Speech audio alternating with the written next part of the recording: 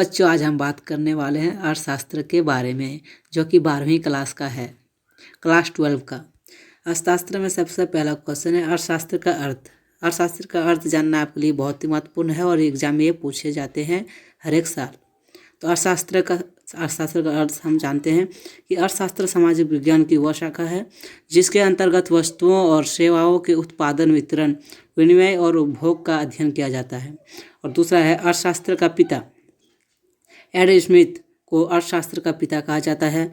उन्होंने एक पुस्तक लिखी थी, वेल्थ ऑफ नेशन, 1776, जिसमें दुनिया के सभी देश के संपत्ति के बारे में बात की गई है। एडम स्मिथ स्कॉटलैंड के रहने वाले थे। अब देखते हैं कि अर्थशास्त्र के प्रकार कितने हैं।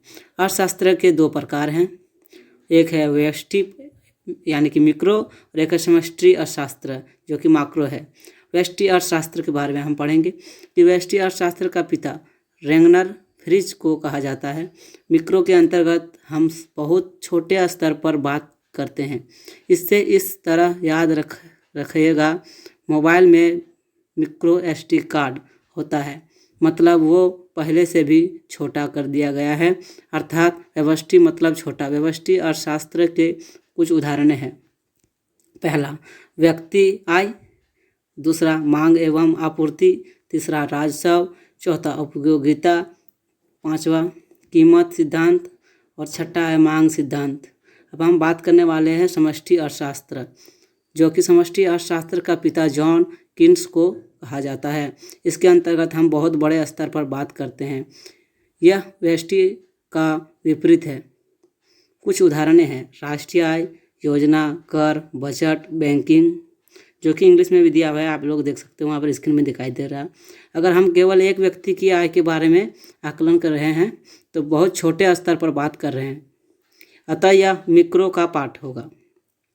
लेकिन जब पूरे देश की आय अर्थात राष्ट्रीय आय का आकलन कर रहे हैं तो व्यापक स्तर को आय, अतः यह मिक्रो का भाग होगा।